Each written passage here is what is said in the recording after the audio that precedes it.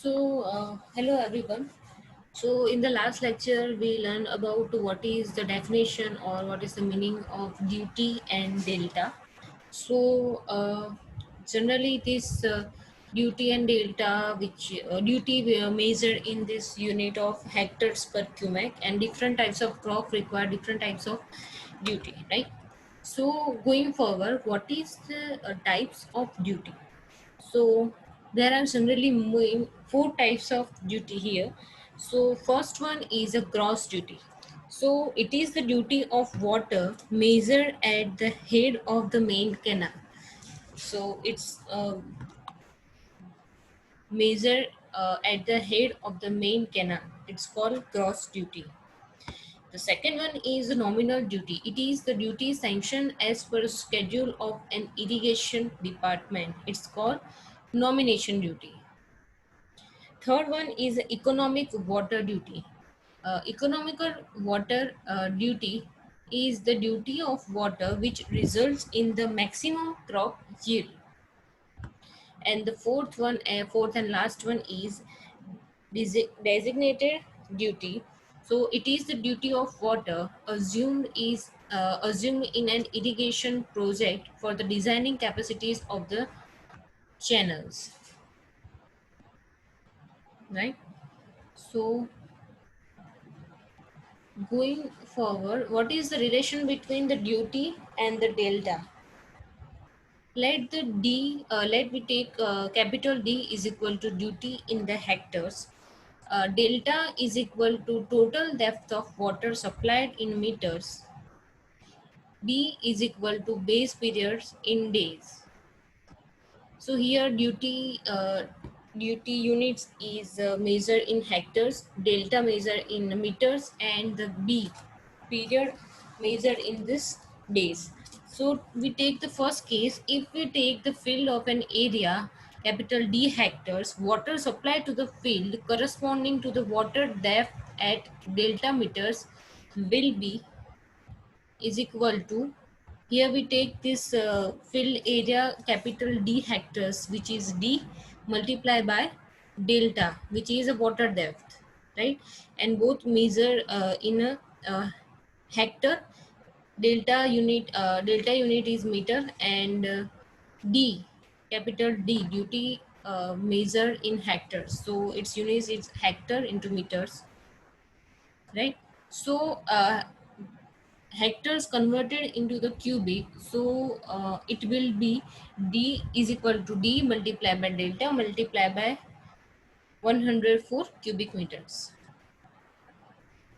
Now second case is for the same field of area, uh, D hectare water is supplied at the rate of 1 cubic for the entire base period of capital B days. So the total quantity of water supplied to the field is equal to 1 multiplied by D, which is the width, and multiplied by 24, multiplied by 60, multiplied by 60 cubic meter, right? So it will be 8.64 multiplied by 104 B cubic meter. So here our main equation for the duty is D is equal to, sorry, D is equal to 8.64 D by D meters.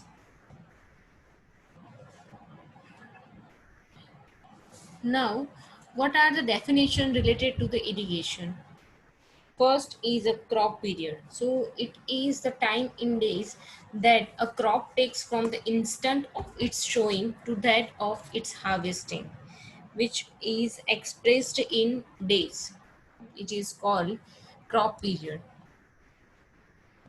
Next one is a base period. So the base period is the relation between the first watering and the last watering supplied to the land. Generally, crop period is slightly greater than the base period, but normally both assumed as equal, right? Unless it's mentioned otherwise. So it is also expressed in days, right? I hope you understand why. Because the crop period is the total period during which the crop remains on the field, whereas the base period is the total period during the irrigation is done. So there is a difference between crop period and the base period. Next is core period, right?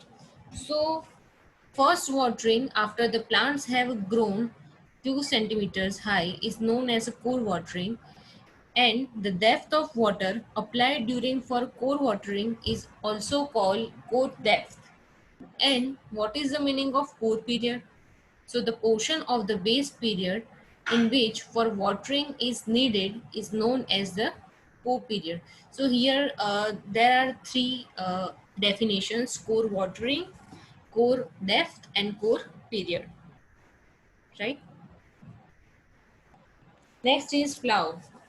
It is defined as the first watering before the sowing the crop. So this is done to prepare the land for sowing and to add sufficient moisture to the soil. So it is called and this add sufficient moisture to the soil which would be required for the initial growth of the crop. So it is called as it is known as this plow. Next is a gross commanded area. So it is defined as the total area lying between the drainage boundaries which can be commanded or irrigated by a canal system. It's called gross commanded area, which is also short form is GCA. So canal is usually aligned along the watershed in between two drainage valleys so that the water can flow from it on both sides under the gravity to the maximum possible area. So however the area to which water can flow from a canal, so it will be the restricted by the drainage boundaries. Thus the gross commanded area is the total area lying between the drainage boundaries which can be irrigated by the canal system is known. So uh, going forward, culturable commanded area, right? It is also called as CCA. It is that portion of GCA which is cultivable, right? So CCA is equal to GCA means gross command area minus unculturable area. So unculturable area includes ponds, roads, hillocks, barren lands, villages, alkaline soils, etc. So this is the culturable commanded area. Next is a crop ratio. Crop ratio, it is defined as the ratio of the land irrigated during the two main crop seasons, Rabi and Kharif, right? So this is sometimes called as a Rabi Kharif ratio, uh, right? Next is a time factor. The, it is the ratio of number of days the canal has actually run to the number of days of irrigation period, right? So uh, next is factors affecting duty of water. So what are the factors which is affected for in the duty of water? So first one is a method of irrigation. So the method of irrigation or the mode of application of water affects the duty of water. How? So it's because water application efficiency is different for different soils. So the drip irrigation method is the most efficient method and duty is a very high. In case of a sprinkler irrigation method, duty is also high because the seepage losses are reduced. But in case of surface irrigation methods, duty is low.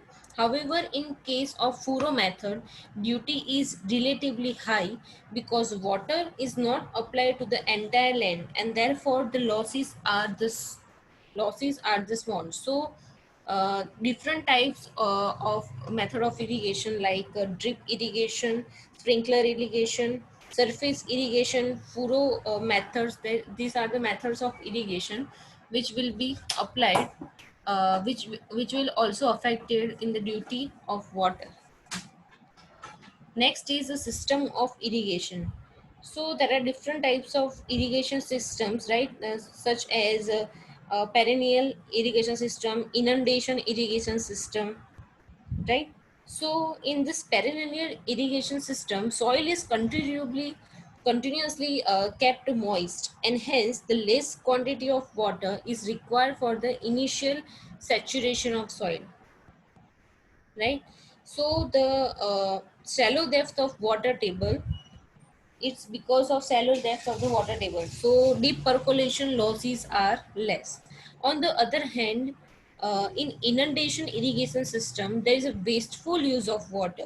As such, for the perennial irrigation system the duty of water is higher than the inundation irrigation system.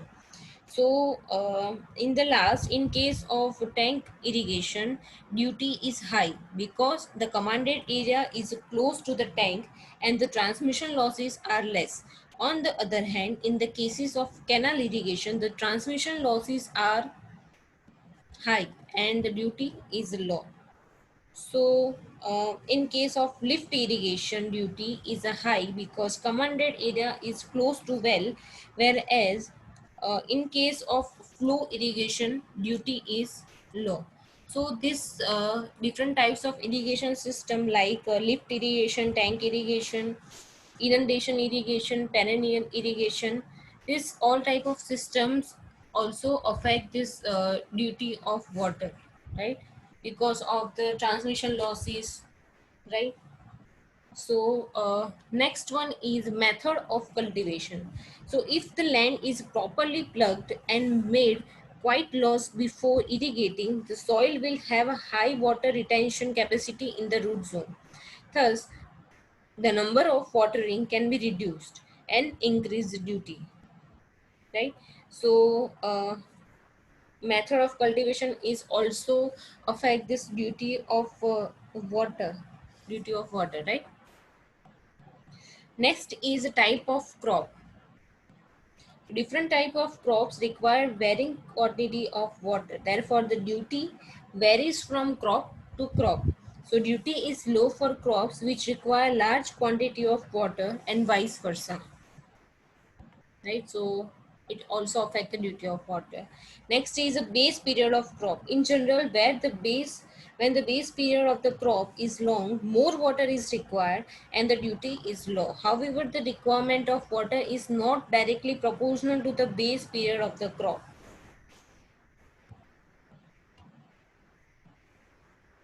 Next one is climate conditions of the area. So the climate conditions which affect the duty are first climate condition which affect the area is which affect the duty of water is temperature. Second is wind. Third one is a humidity, and the fourth one is a rainfall. So due to high temperature and wind, evaporation losses will be more and duty will be less. So humid atmosphere reduces the losses. Rainfall during the crop period will reduce the irrigation water requirement and the duty will thus be higher. So because of this climate condition, humidity, rainfall, temperature and rain, it also affects this duty of water. Next one is quality of water. So if the irrigation water contains harmful salts and alkalis appreciable appreciable amount, water will have to be applied in a large quantity so that the salts are leached off, and this will turn reduce the duty. So more fertilizing matter in water will cause less consumption of water, which increase the duty of the water, right? Next is canal condition.